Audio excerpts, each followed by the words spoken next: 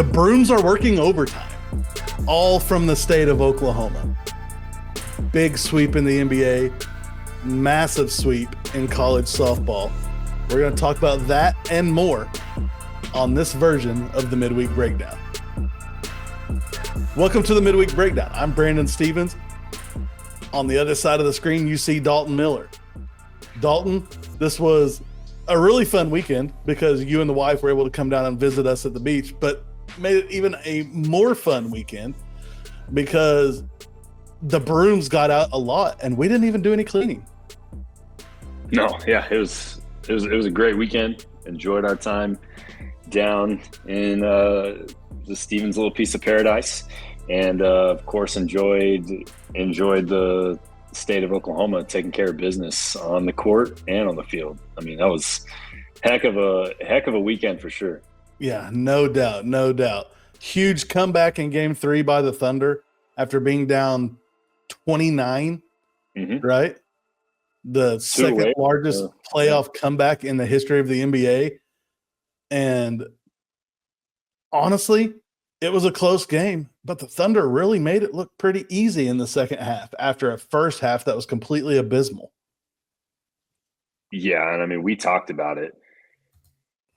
As much as everybody's – you're good. As much as everybody's like – I mean, you see the talk now, you listen to it. Is the Thunder in trouble because Shea didn't play well?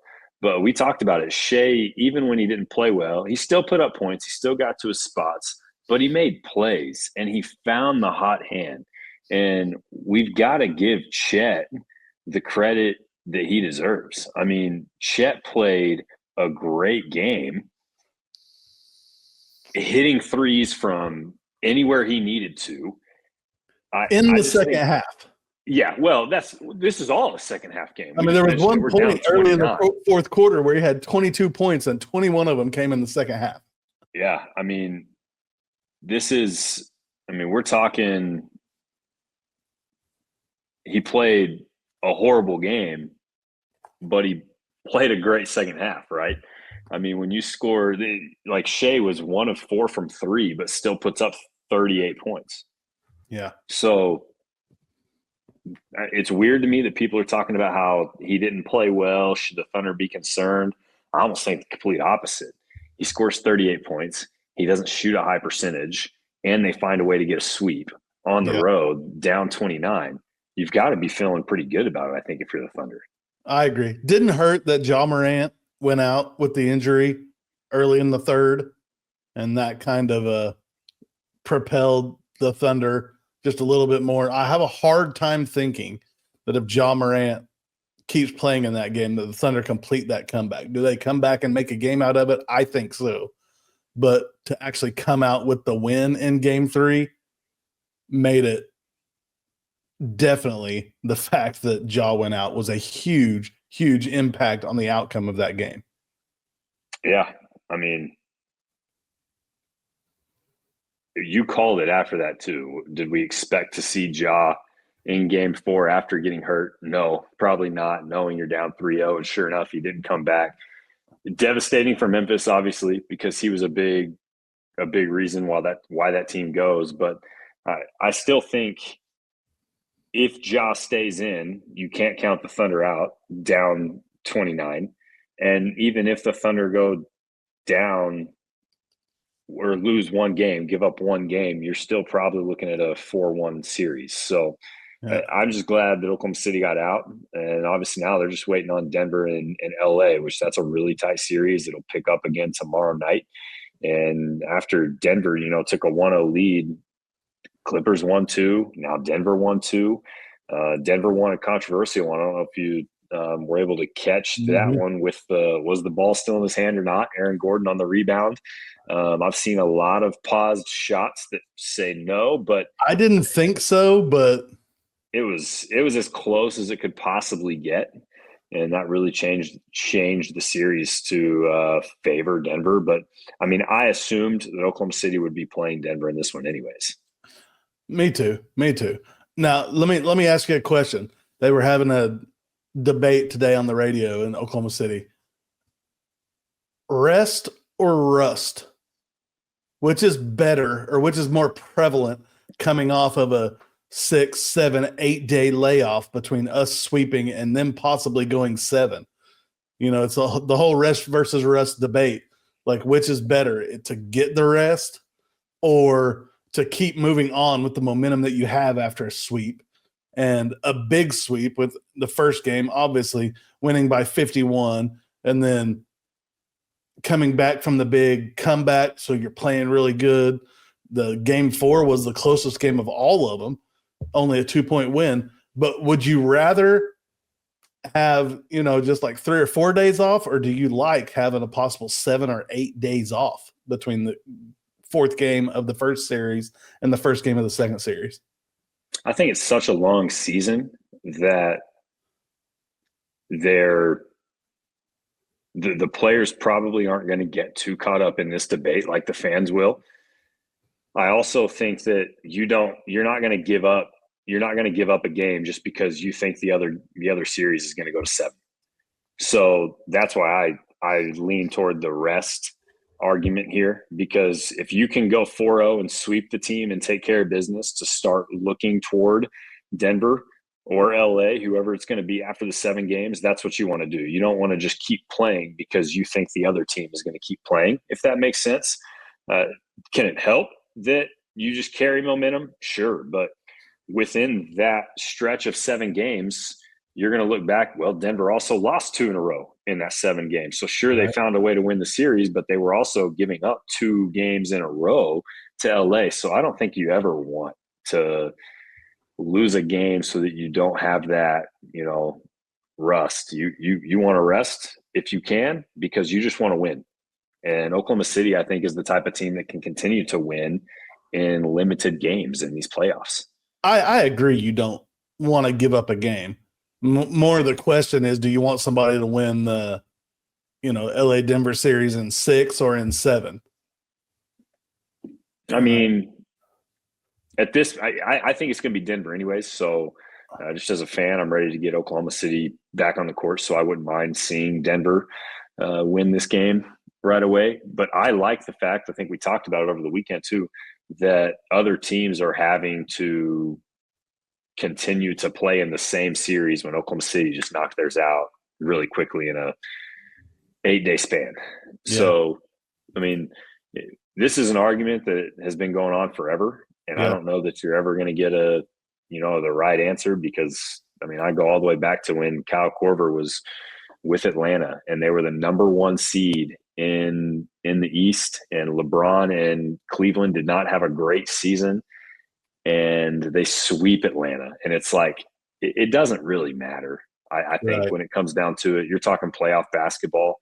The best players have to show out, whether you have 7 days off before you play again, or 24 hours off before you got to go again. So I think that I'm happy with the rest, and you never know what's going to happen though once you get the NBA with Joker and Oklahoma City, and then you get Oklahoma City with Minnesota is maybe what it's looking like at this point in the Western Finals. I mean, I don't think Golden State's going to get past Minnesota, but I don't know. So yeah, I take the rest in this argument.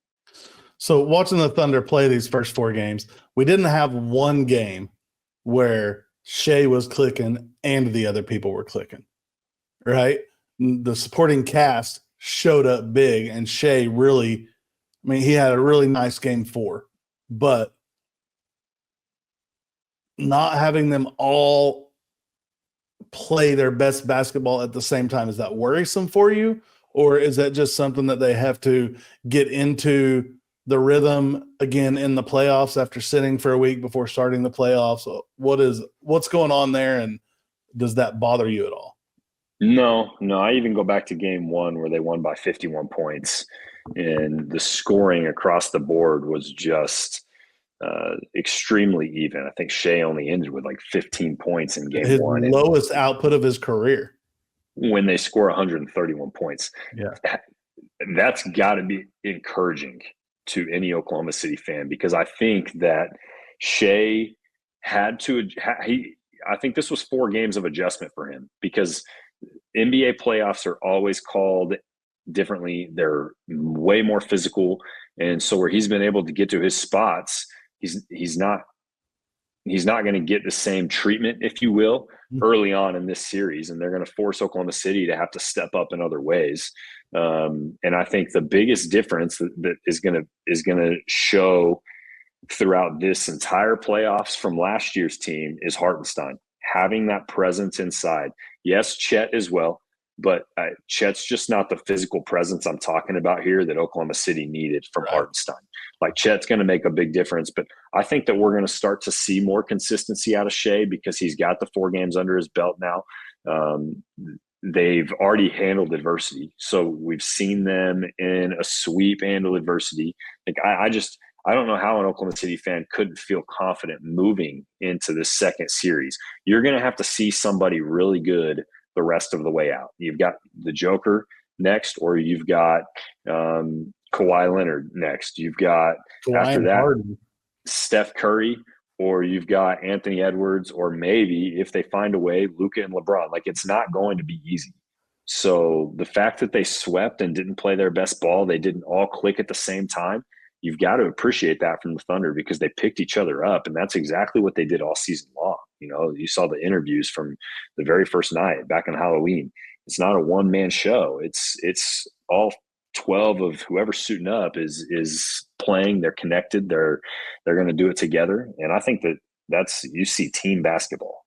I said going into this playoffs, if the Thunder click and they're clicking on all cylinders, there's not anybody in the NBA that can beat them. Mm-hmm. I'm not saying they go sweep every series, but if nobody can beat them in a 7-game series if they're clicking. I mean, that's just number one defense in the league, offense that scores, you know, sometimes at will, just from 4 or 5 different positions sometimes. Just if they're clicking, there's not anybody that is going to beat them in a 7-game series.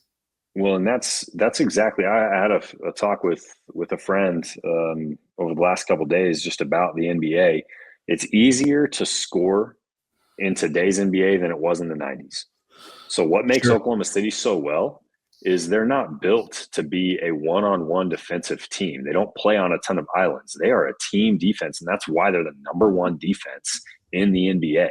They rotate well, they fly around, they communicate, and that's – even if they're not clicking on offensive side of the ball, they're going to be able to eventually, even if they're down 29.5, turn defense into offense and go on runs of their own. So that's where it all starts for them.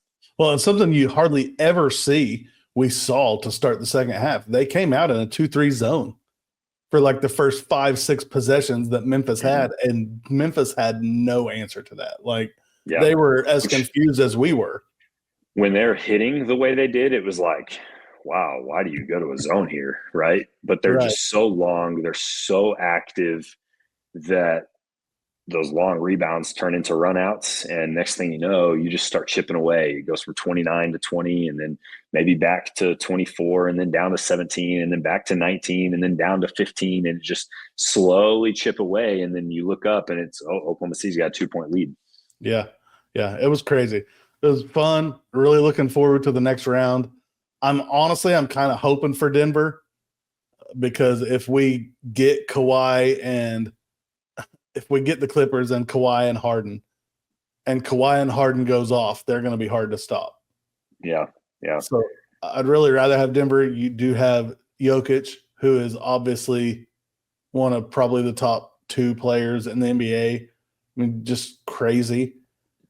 And I still feel like his supporting cast is near as good. And so if we can slow him down, then you beat Denver if you slow Jokić down.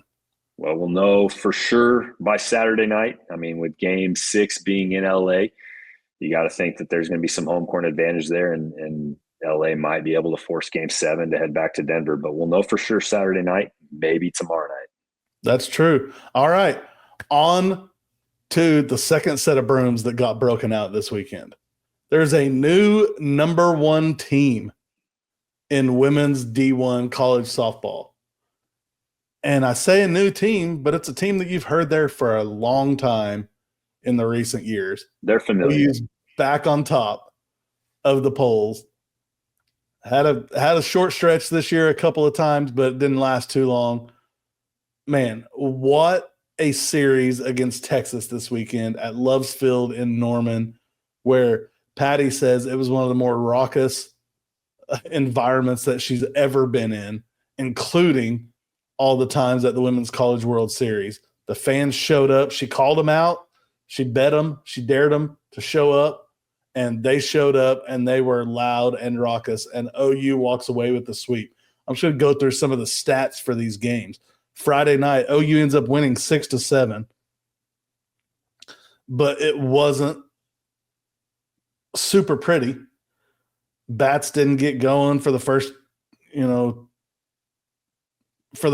Second inning, we ended up with one home run. Gabby Garcia's got a home run. Third inning, the floodgates open up. We had a walk, a hit, another hit, and then Ilana Agbayani comes up and cranks a grand slam. Only the second one of her career, I think, is what they had said. Ilana Agbayani goes 3 for 3 with 5 RBIs.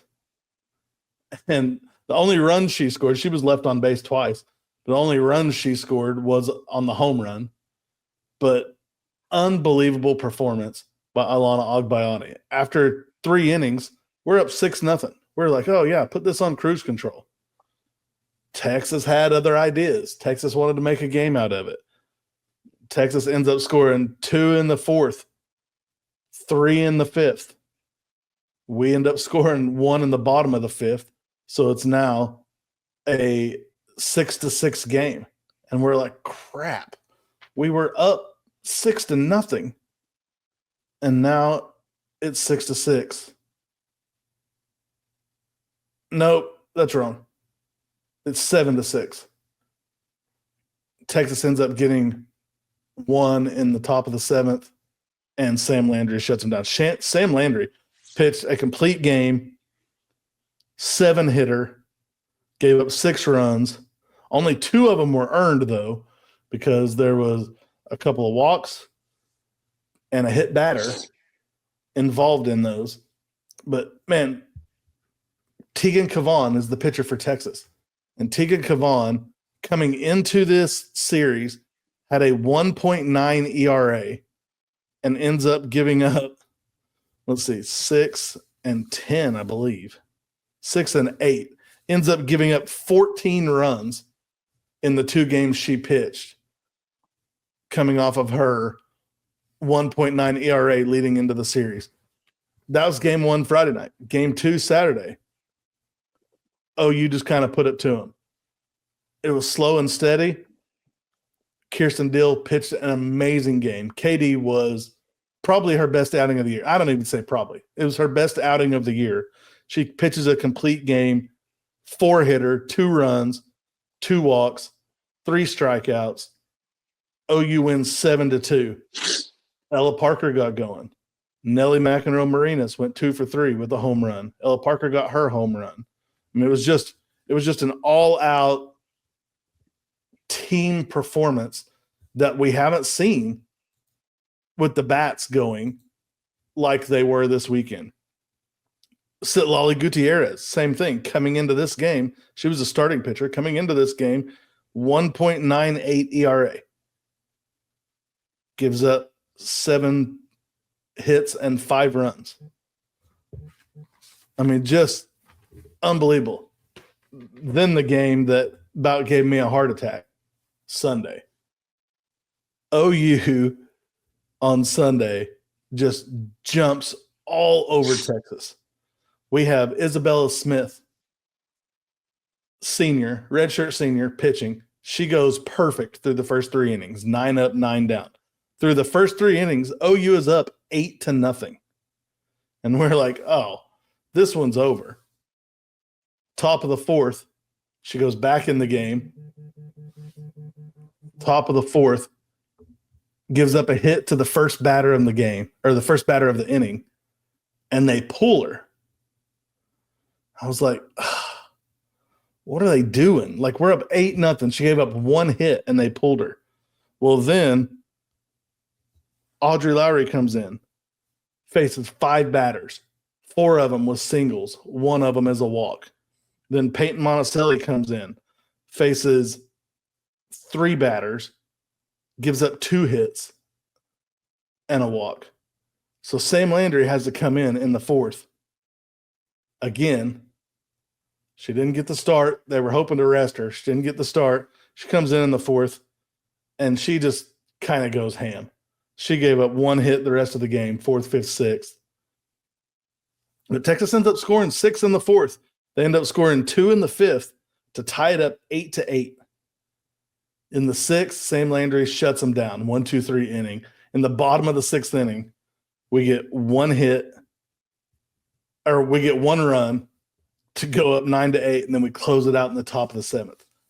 Unbelievable series, but we sent Mike White home crying. Did you hear Mike White's statement that he made? Oh, yeah, we helped them set an attendance record. We do that everywhere we go. Okay, whatever floats your boat, bro. And you went home with 3 losses, and you're no longer in the SEC championship hunt. I can't stand that dude.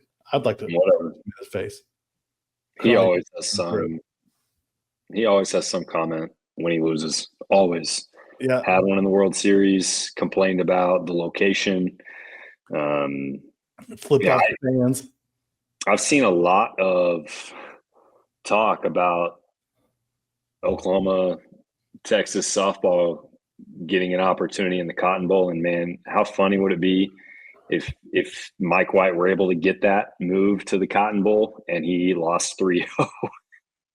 Well, best thing ever. They actually talked about that for a long time on the radio today, and I don't think it can happen and be an NCAA sanctioned game like during the regular season because the layout makes left field only like 170 feet. And so there's no way to lay it out where they're going across where they're not going across the field on one of the corners. And the Cotton Bowl doesn't have a ton of room on the sidelines. So gotcha. They're talking about let's go play a non-conference preseason exhibition game there. Go play an exhibition series for a weekend there. Something like that. But I wouldn't want to see OU Texas play in an exhibition series. I mean, I wouldn't mind, honestly. I think it'd be really cool to play there. But have them go to Globe Life in Dallas if they want to do it. Go to Globe Life, put up the removable fence. If it can't be an actual game, I don't want to see I don't want to see an OU Texas exhibition. Yeah, I just don't think I don't think it lays out good enough where the NCAA would approve it, is what somebody was saying today on the radio. Yeah, like this is different, but honestly, this is part of why I'm not a big fan. Like, again, I know it's all about money, and this is a different sport, but Oklahoma State talking about moving a spring scrimmage practice game together. It's like, just play us. Like, you want to play, then just play. Well, they don't want to play one that's going to put an L on their record, though. That's my point. And that's where I'm like, with the exhibition game, I'm like, I don't want Mike White to have that. Like, no, because if he loses, he's just going to throw that out. It don't matter. Just an exhibition. We just had fun with it. Didn't play our best. And if he wins, then he just upset Oklahoma, and he's going to claim that. Like, he's not able to just treat it as an exhibition. I mean, like you said, he flipped off the fans, the OU fans. Like, what kind of head coach does that? It was pretty awesome. Every time he walked out on the field to even put in a pinch runner or pull a pitcher or whatever, the crowd went ham, just booing and yelling at him. And he had no responses. He had no responses. Yeah. And all he could say was, yeah, we helped them set an attendance record at their new stadium. That's what Texas does. We do that everywhere we go. Yeah. Congrats. If attendance records got you trophies, you'd be right up there. Unfortunately, they don't, so you're not getting a trophy. Is that a good enough comeback? Let me ask you this: moving forward, what is important for Oklahoma Like, what do they need to do going into this Florida series? So heading to Florida, Gators host Oklahoma for just the second time in program history this weekend, starting tomorrow. Games are actually Thursday, Friday, Saturday this week in the SEC. And I think all of the series for softball are Thursday, Friday, Saturday. I don't know if the selection Sunday is this week for the NCAA tournament and the bids for the regionals and super regionals. I'm not sure. Does that happen? Just curious. Does that happen before the conference tournament? No, you're right. Because conference tournament will be the following week. Yeah, you're right. I don't know. I don't know if they're just trying to give teams, and maybe they're just trying to give teams an extra day off before the tournament. I was wondering if it had to do, maybe they moved it up because they're starting with the SEC tournament midweek. So yeah, maybe. I mean, here's the deal. I mean, OU needs 2 wins to completely clinch the SEC single or regular season tournament or regular season trophy.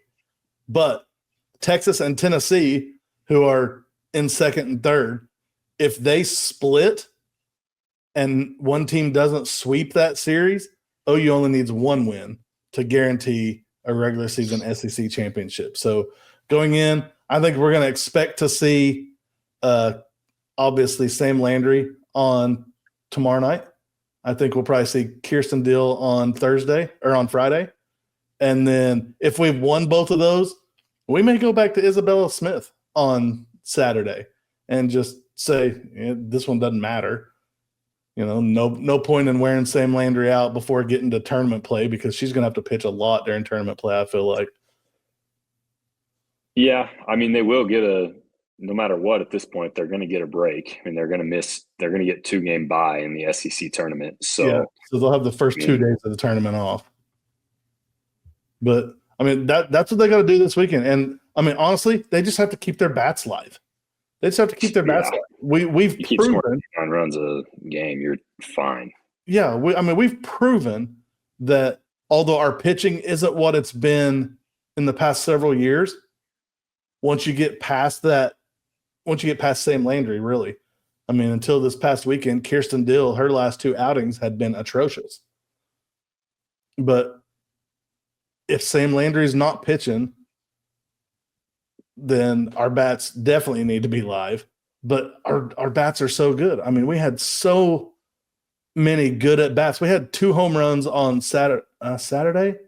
No, we had 2 home runs on Sunday, one from Ella Parker and one from Gabby Garcia, where they took Tegan Cavan to I think Ella Parker took her to 11 pitches. She fouled off 6 in a row before she hit her home run. And then the next inning, Gabby took her to 9 or 10 pitches, fouling off pitches, fouling off the good ones, fouling off the good ones, fouling off the good ones, took one she liked, went yard with that. So, I mean, just got to battle in the box. Got to battle in the box. And one thing that drives me crazy, and it's driven me so crazy this year, is we've got to be better at base running. That's one thing that Patty really pointed out Saturday after the game. We had a couple of bad base running errors in that game on Saturday. We still won that game on Saturday by quite a bit, but then we had another one on Sunday that cost us a run. Cost us a run on Sunday because Tia Malloy left second base early on a tag up. She would have tagged to third. The next batter hit a line drive to the warning track that would have easily scored her from third base. She was getting to third base anyways, but she left clearly early. I mean, she left probably half a second or more before the outfielder caught that ball. And so we've got to be better at that. We've been really bad at that this year a lot. And I've complained about that a lot. You have to have better base running. Who was it? Game 1 stole second base, but Mike White challenged it. She left early. Yeah, it was it's the one Kelly calls Taylor, but it was Abigail Dayton. It was Abby Dayton. And she's fast. She could have got there anyways.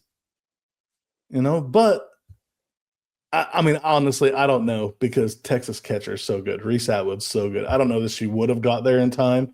It was close as it was, but if she hadn't left early, she would have been a little bit later getting there, and she'd have probably been hosed anyways. So just got to be smarter with that. I mean, we'll be facing Jocelyn Erickson, should be Florida's catcher, I believe, and she was a catcher at OU, just decided she didn't want to sit behind Kinsey Hansen all those years and not play.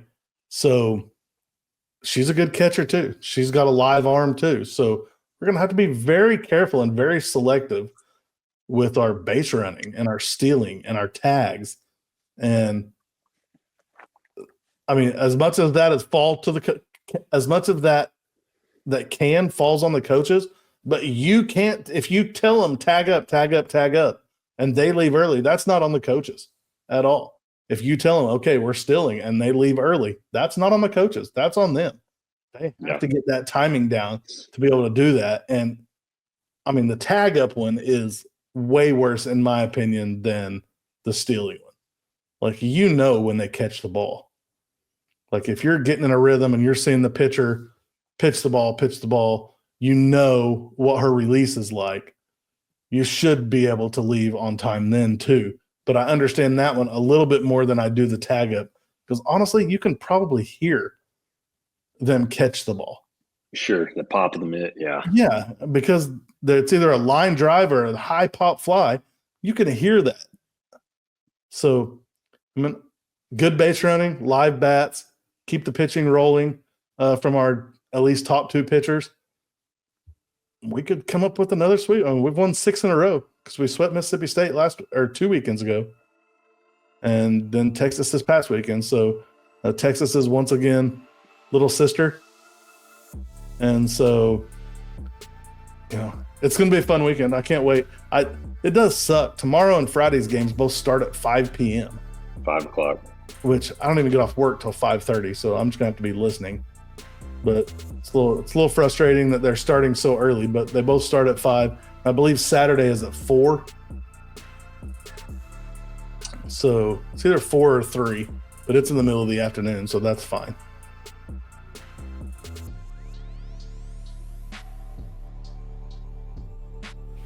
I had it pulled up a second ago, but I don't. 4 o'clock, yep, ESPN2. Saturday's at 4. Dalton, you know what they say, right? The weekend is good, but the midweek is always better. And boom goes the dynamite.